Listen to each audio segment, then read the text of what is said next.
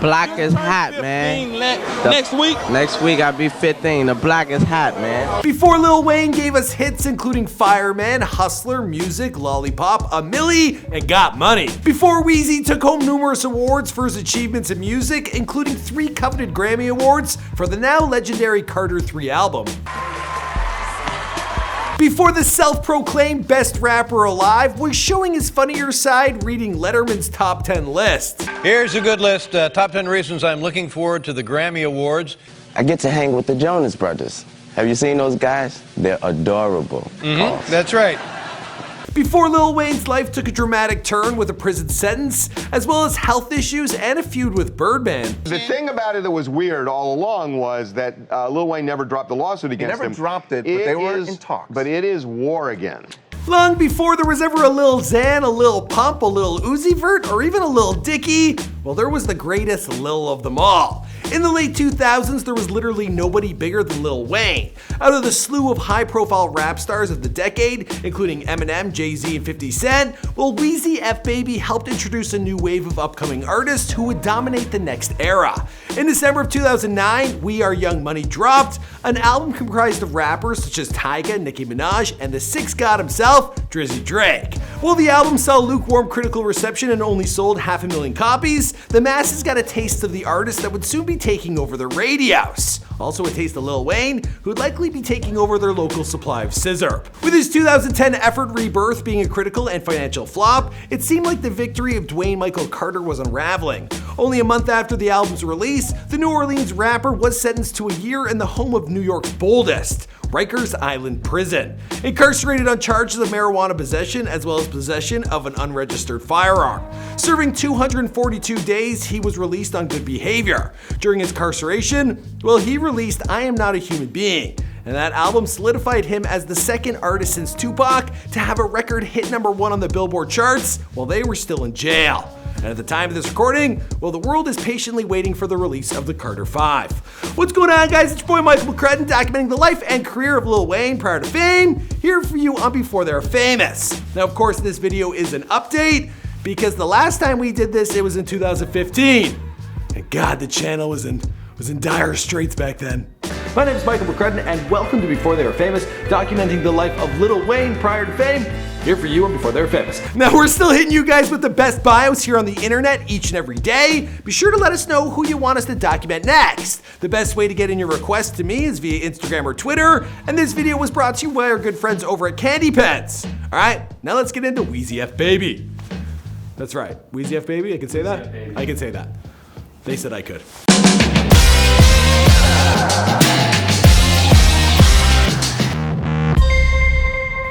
Be sure to subscribe and hit that bell. Boom! I'm hot. I'm hot. Look at that cash money.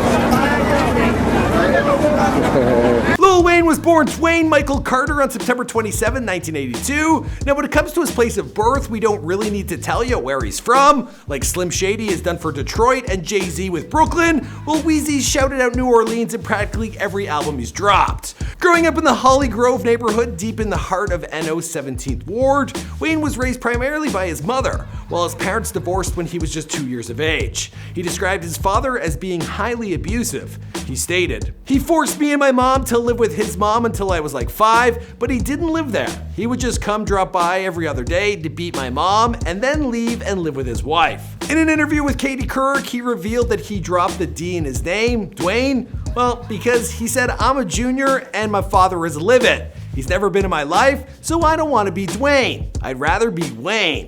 And when Katie asked him if his father knew this, well, he simply replied, He knows now. Lil Wayne considers his stepfather, Reginald Rabbit McDonald, to be his real dad. Unfortunately, Rabbit, he was tragically murdered before he could see his son make it big. In order to commemorate the man, Lil Wayne, he has a tattoo dedicated to him. Now, Lil Wayne enrolled at Lafayette Elementary School, where the young man excelled in his studies. He was in the school's gifted program. At the same time, he also fell in love with hip-hop music. At the age of 9, he began freestyling at local block parties, and he tried out a few different rap monikers, including Shrimp Daddy. This was before he settled on Lil Wayne. Now, even as a youngin', he would grab a mic and serve up to any MC, no matter what age they were. He stated, "I started rapping when I was 8 years old. Nobody in the world could have told me I was gonna be a rapper. So yeah, I always knew I was gonna be one." It was around this time that he attracted the attention of Brian Baby Williams and Ronald Slim Williams, two New Orleans boys looking to start up their own record label. Now Birdman, also known as Baby, well, he realized with the right guidance Lil Wayne could be huge. They recruited the rapper to their new company, Cash Money Records. At the age of 11, he dropped his first album, True Story, and with this came some early perks of success. I got raped when I was 11, Twist. And I loved it. I never forget the word, suck Lil Wayne, let dick.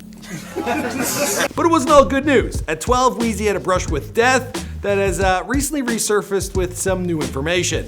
He was snooping around his mother's room while she was at work. He uncovered a 9mm pistol and the gun went off.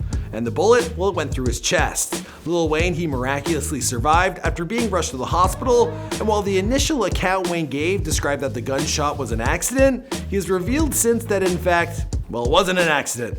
It was a suicide attempt. Yeah, his mother at the time, she had told her son that he couldn't rap anymore. Now he was overwhelmed by this, and Wayne, he tried to take his own life.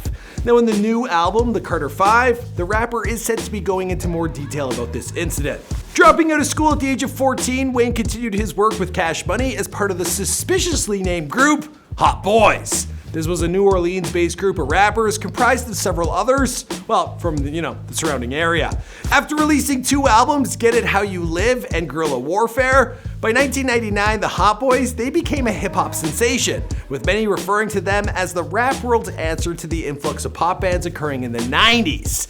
He's even credited with coining a term, well, that's become, a trademark in rap culture. Wayne started bling bling, that's his creation. At that time, if we'd have knew better, I'd have copyrighted that shit. That kind of makes me want to put on my grills, bling bling, but they're hard to host in. Now at 16, Wayne went solo with the album The Block Is Hot, and the album went double platinum. It was around this time that he and his high school sweetheart, Toya Wright, well, they gave birth to his first child, a daughter named Regina. What is it? Regina. Weird name. It's a tribute to, his stepfather. And Wayne, he released 2 more albums from 2000 to 2002. Because the block was hot. Kid was busy. Ah, man, yeah, 500 degrees in your belly right now. Then my Paul Birdman coming out November 26th. Watch out for that. While Lights Out and 500 Degrees were impressive efforts, he had modest financial success. It wasn't until the release of 2004's The Carter and the hit single Go DJ that people truly began to take notice of his talents as a solo artist. Receiving his GED in 2005, Lil Wayne returned to school, studying psychology at the University of Houston. That same year, he dropped The Carter 2, which featured hit tracks such as Fireman, Hustler Music, and Best Rapper Alive. He also founded his own label under Cash Money called Young Money Entertainment, where he began recruiting new artists and soon developed quite the roster. In 2006, Wayne and Birdman released a collaboration album entitled Like Father Like Son, and the album featured another signature track, Stuntin' Like My Daddy. Despite a few questions circulating about his mentor, Lil Wayne was a bona fide superstar and was quickly climbing the ranks to becoming hip-hop's reigning champ. Also, the title of Best Rapper Alive, well, that had been attributed to him. But his previous releases, they didn't hold a candle to the cultural bomb he was about to drop. Now before we get into this, it looks like it's getting a little smoky in here. You've all heard of Candy Pence, right? Well, if the name doesn't ring a bell, I got a good feeling you've seen them before. Candy Pence was named Best Vaporizer of 2018 by High Times due to its combination of popular technology and flashy design. And Candy Pence, well, they're quickly becoming the go-to choice for vaping in the hip-hop and rap community, with co-signs from DJ Khaled, Fatboy SSE, Young M.A., Amber Rose, and A$AP Rocky. In fact, A$AP's got his own line called the Flacco Jody Collection, and Amber Rose, well, she's got billboards all over Los Angeles promoting her own signature line. Now, Candy Pence are for those 18 years and older, and seeing as I'm the official YouTube ambassador, well, they've given me the ability to get you 25% off your entire order during checkout. There's a link down below. Use the promo code BTWF25. And I'm just realizing now that my intern has her. He's hooked on this stuff. He's like stolen everything.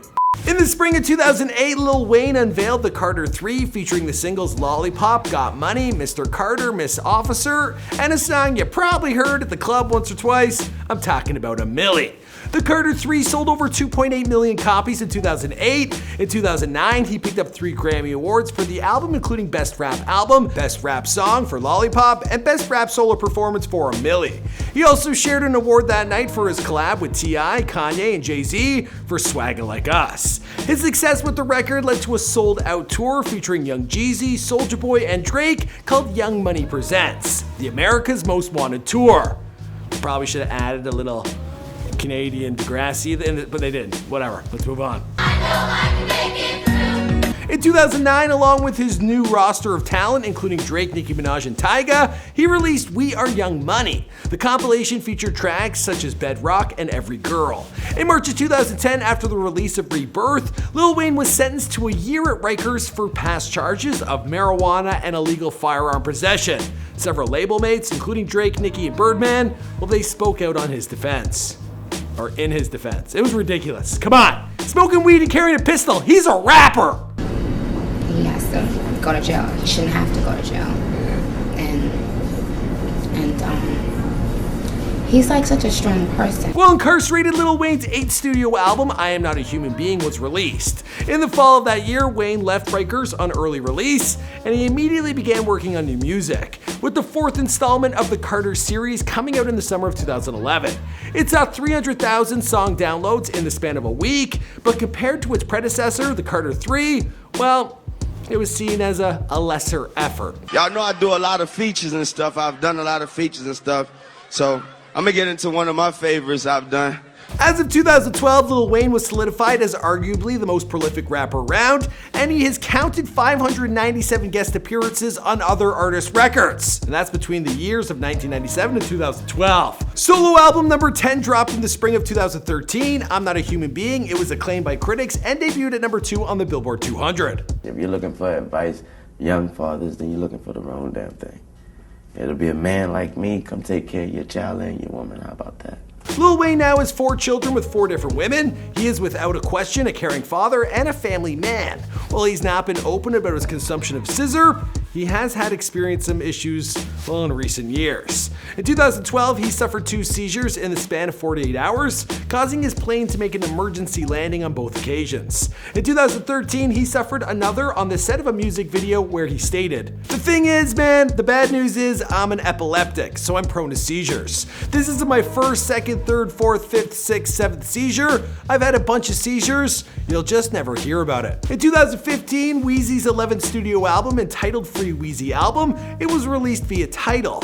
While the release came and went, it received critical acclaim, with several critics suggesting that the lyricism on the track Glory was a return to the form for the artist. His 12th studio album, The Carter 5, is set to be released shortly. Now, because of the issues with his mentor and Cash Money, Birdman, well, there have been some major delays. After a feud with the label spanning years, it was confirmed in June of 2018 that he had finally been released from Cash Money, meaning Birdman, he ain't getting no more love. And it's about goddamn time.